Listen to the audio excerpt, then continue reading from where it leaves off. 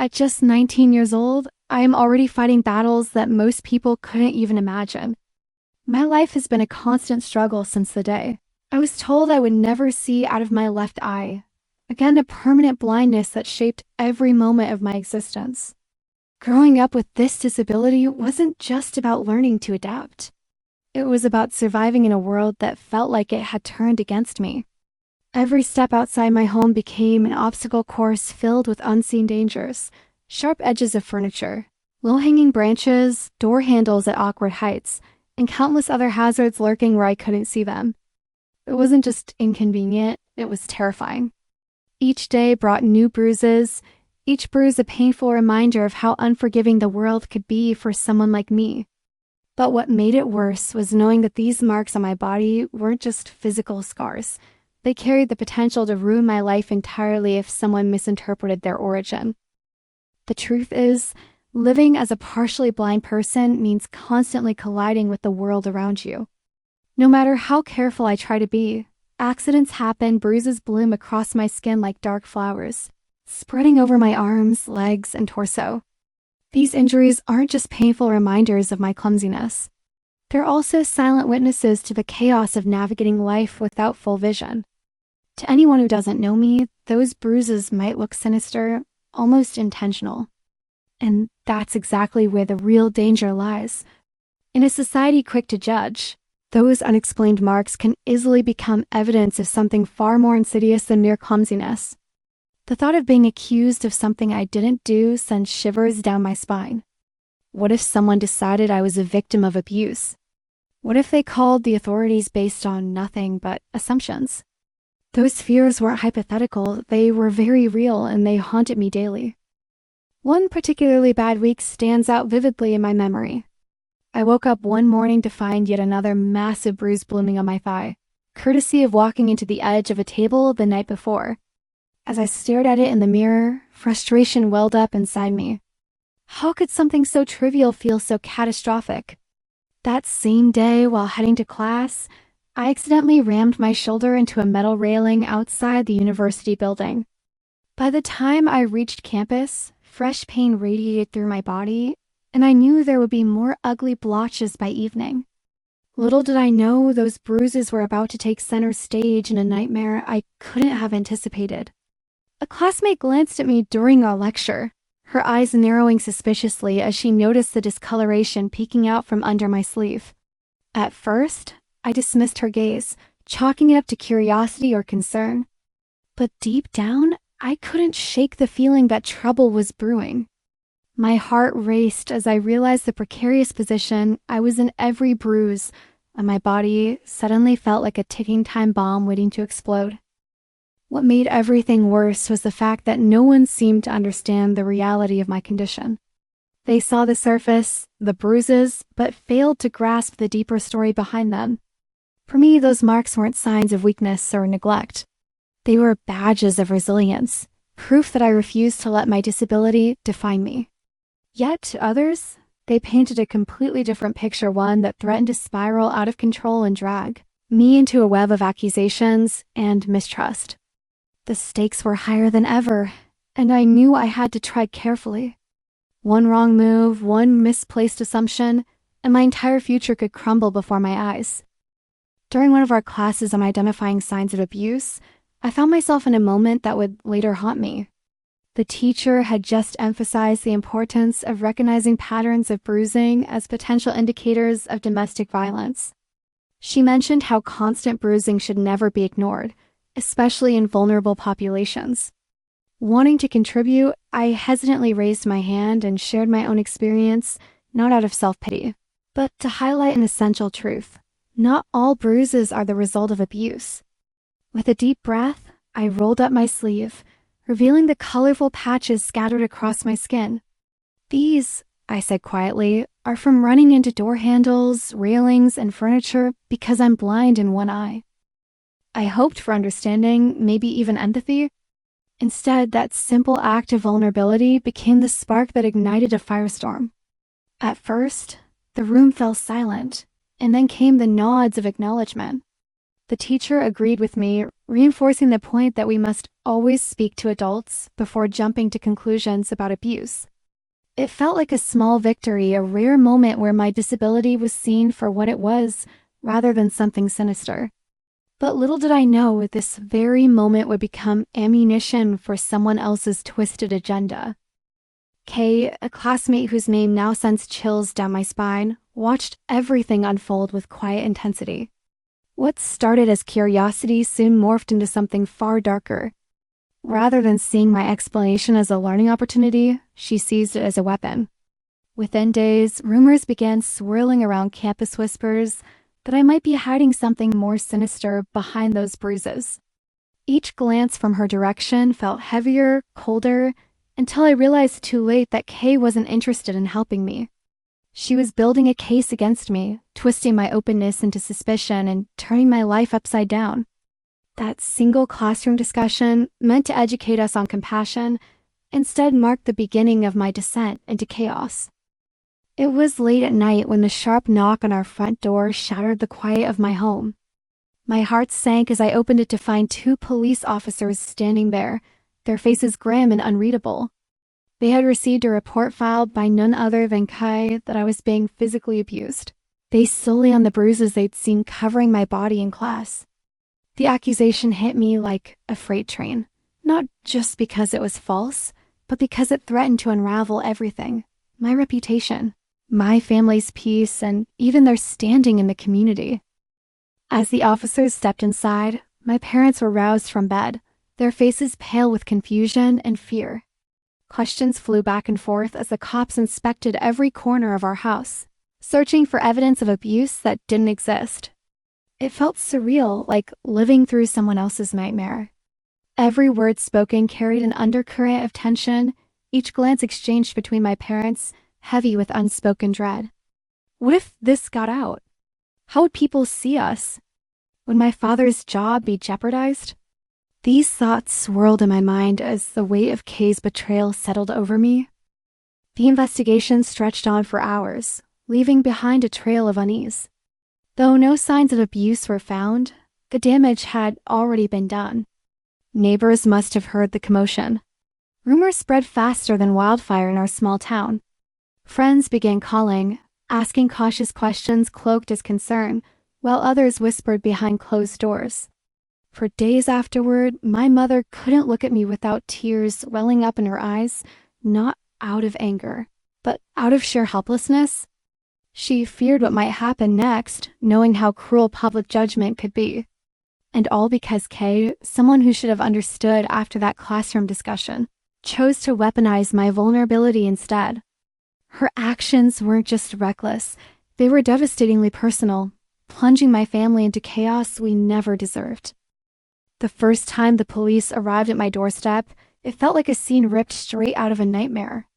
After hours of questioning and searching through every nook and cranny of our home, they finally concluded that there was no evidence of abuse, just as I had explained. But while their departure brought temporary relief, it also left behind an oppressive cloud of tension that lingered long after they were gone. Each visit from the authorities carried with it an unspoken threat. What if this didn't end here? What if someone else decided to call again? My parents, who had always been pillars of strength for me, now walked around the house with haunted expressions. They worried incessantly about how these repeated accusations might ripple outward into the community. In a small town where reputation meant everything, rumors could spread faster than wildfire, and once ignited, they were nearly impossible to extinguish. The thought of being labeled as that family weighed heavily on all of us. When my father's colleagues at work began to question his integrity, could my mother's volunteer efforts and local charities be undermined by whispers of suspicion? Their fears weren't unfounded. Even neighbors started casting sideways glances whenever we passed by. But Kay wasn't done yet, not by a long shot. Despite knowing full well why I was covered in bruises, she continued to dial 911, feeding false reports to the police under the guise of concern. Every knock on the door sent my heart racing, each one feeling heavier than the last. It wasn't just the intrusion itself that tore at my sanity. It was the uncertainty, the constant dread of wondering when or where the next accusation would come from. By the third visit, I found myself pacing the living room late at night, unable to sleep, imagining shadowy figures lurking outside my window. I couldn't shake the feeling that I was trapped in some twisted game orchestrated by Kay, where the rules kept changing but the outcome remained the same: chaos. And then came the rumors. Like venom seeping into cracks, Kay began spreading lies throughout the university, painting me as someone fragile, unstable, maybe even hiding something sinister beneath the surface. Her words took root quickly, infecting minds and turning classmates against me. People who once greeted me warmly now avoided eye contact, their faces etched with doubt. Some whispered behind cupped hands, others stared openly, trying to find signs of trauma in the way I carried myself. Even professors seemed hesitant around me, unsure whether to offer support or distance themselves entirely.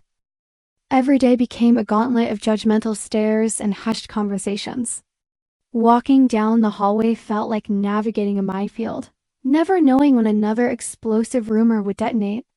Worse still, Kay's relentless harassment pushed me closer to the edge with each passing week.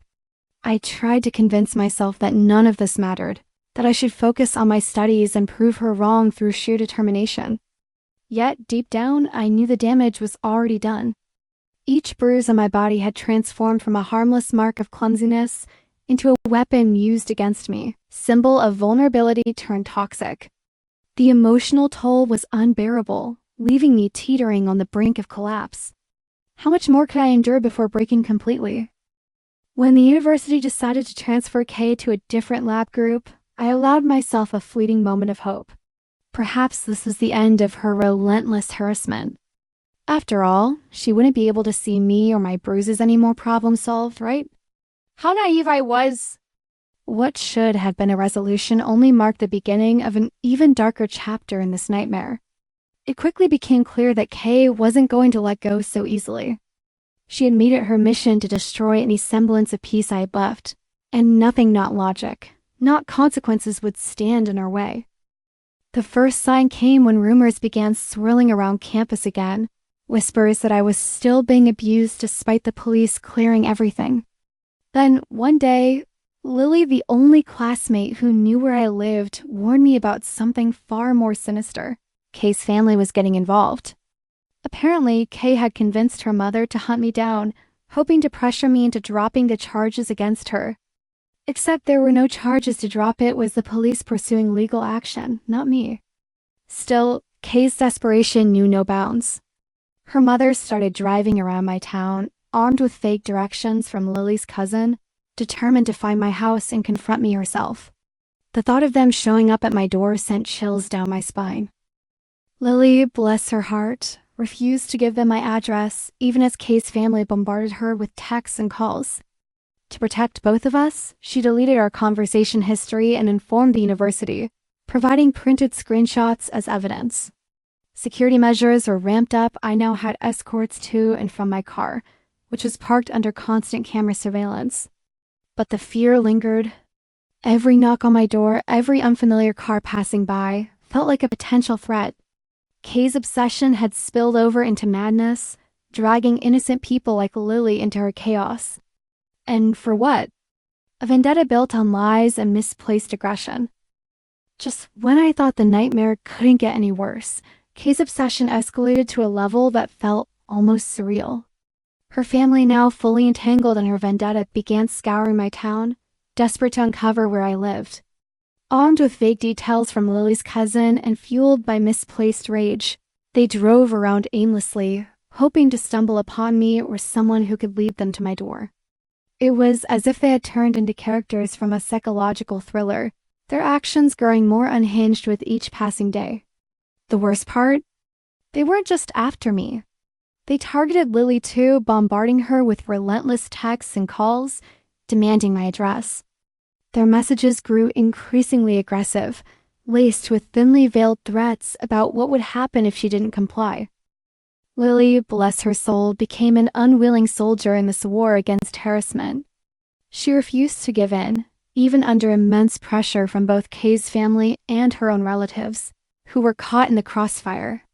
To protect us both, she deleted every trace of our communication, ensuring that no scrap of information could fall into the wrong hands, even going so far as to keep her phone locked at all times, terrified it might be hacked or stolen. But living under such constant fear took its toll. She confided in me once, her voice trembling as she admitted how exhausting it was to always look over her shoulder, wondering if Kay's mother might show up unannounced. Meanwhile, I barricaded myself inside my home, avoiding stepping foot outside until Lily confirmed Kay's family had retreated for the day. Every car engine revving near my street sent shivers down my spine, every unfamiliar face walking past my window sparking paranoia.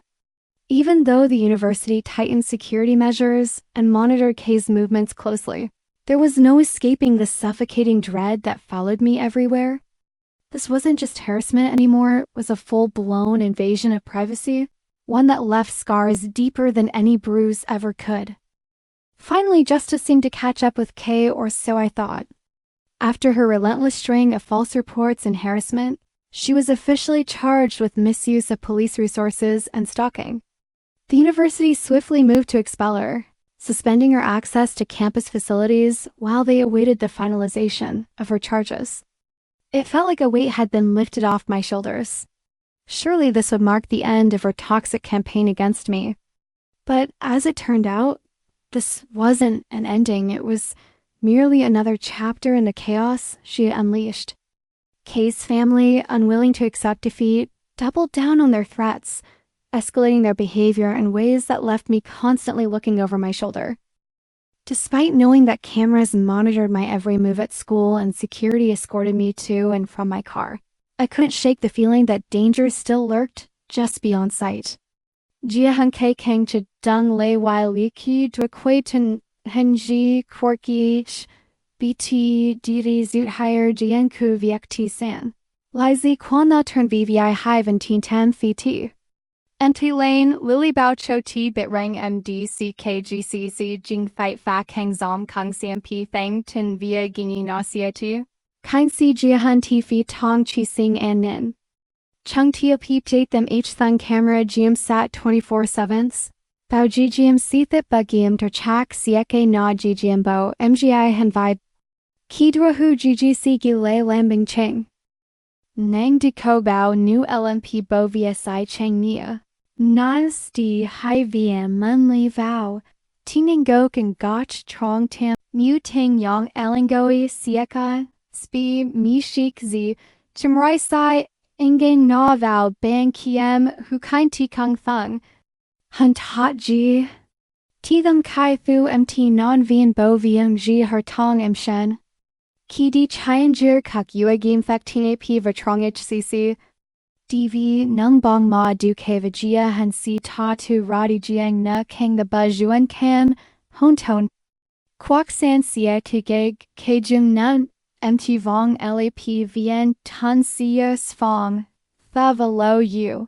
Nima niem ten vao essen ton jihon ton bin. As the days blurred into weeks, I found myself clinging to one fragile hope, that this nightmare would finally come to an end. My exams were looming on the horizon, and all I wanted was to bury myself in my books, shutting out the chaos Kay and her family had unleashed. Yet no matter how hard I tried to focus, their shadows lingered at the edges of my mind, haunting me like ghosts I couldn't escape. Every time I closed my eyes, I saw her mother's car prowling through my neighborhood or imagined Kay whispering lies about me to anyone who would listen. It felt as though they had woven a web so tight around me that even breathing required effort. I told myself over and over again that I just needed to get through this, to push past the fear and uncertainty until things settled down. But deep inside, doubt gnawed at me relentlessly. Could I really overcome something this toxic? Would there ever be a day when I could walk freely without looking over my shoulder? The thought of failing not just my exams, but also improving my resilience, terrified me more than anything else. Nursing had always been my dream, a path I chose because I wanted to help others, yet now it felt like the very place where my life had unraveled. Even with security measures tightening around me, at home, at school, and during clinicals, the weight of everything pressed heavily on my chest. Cameras monitored my door, escorts accompanied me everywhere, and still peace eluded me. In quieter moments, I wondered if my future would ever feel bright again or if this ordeal had permanently dimmed it. Could I trust people again after seeing how quickly assumptions could spiral into destruction? As much as I longed to forget, the scars, both visible and invisible, remained. Reminders of battles fought and lessons learned the hardest way possible.